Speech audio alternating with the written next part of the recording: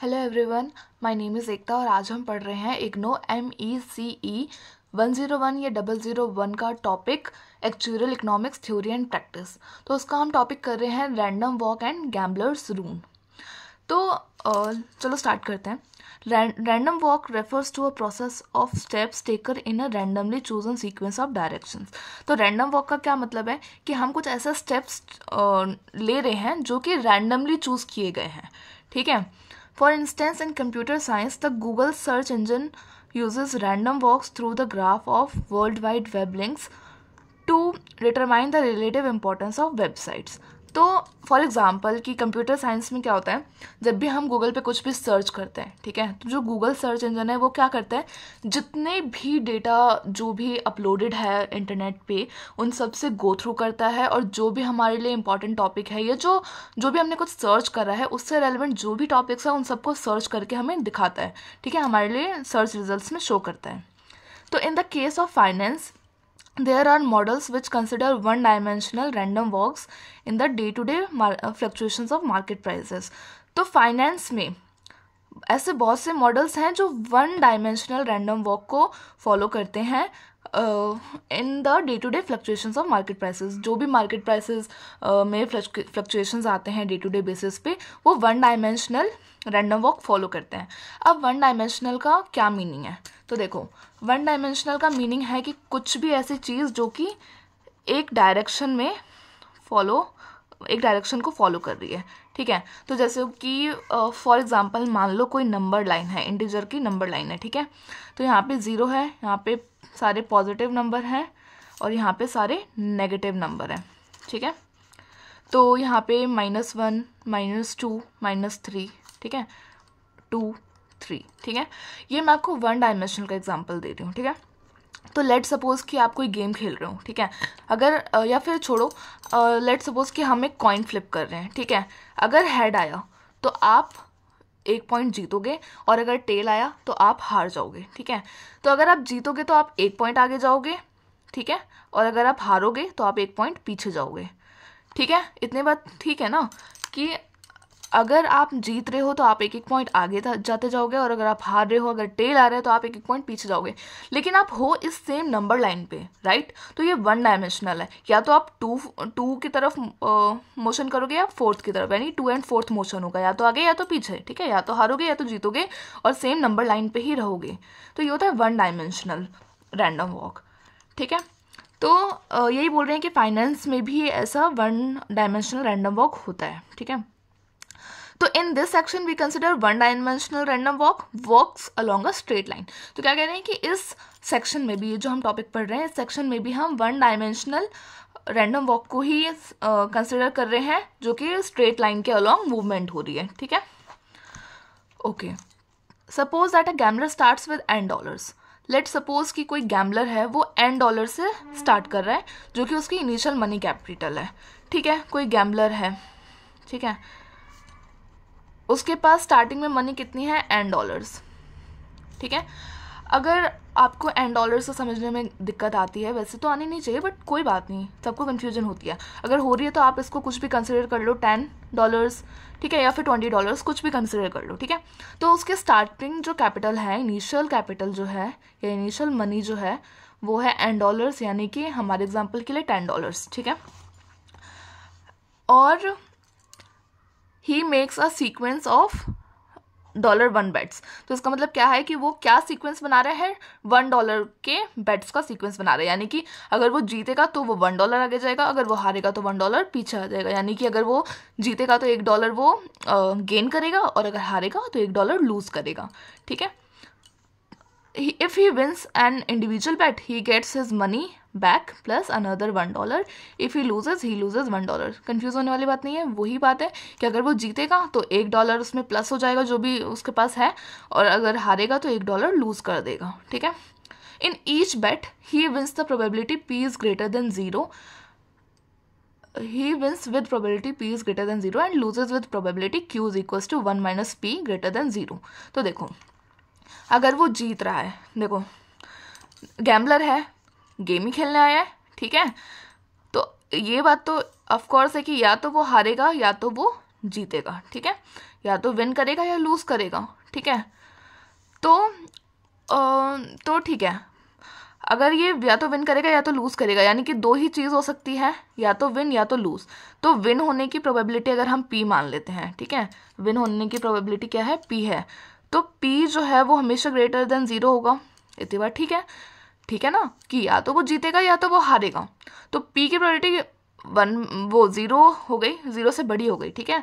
और लूज होने की प्रोबेबिलिटी मान लो क्यू है, तो ये भी ग्रेटर देन 0 हुआ। इतनी बार ठीक है।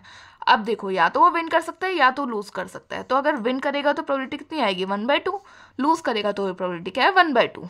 इतनी बात क्लियर है ना, होनी चाहिए, ठीक है। तो यहाँ पे यही कह रहे हैं कि देखो, अगर जीतता है तो p ग्रेटर देन 0 है, और हारता है तो भी q ग्रेटर देन 0 है। अब ये 1 - p क्या है, अच्छा ठीक है, अगर वो जीत रहा है तो p ग्रेटर देन 0 हुआ, ठीक है। तो q क्या होता है, 1 - p ना होता है। क्यों, क्योंकि p + q यानी कि हारने की प्रोबेबिलिटी और जीतने की प्रोबेबिलिटी दोनों मिलकर क्या बनता है, 1 बनता है। सम ऑफ प्रोबेबिलिटी 1 ही ना होता है। तो इसीलिए q को हमने कैसे लिख दिया, 1 - p।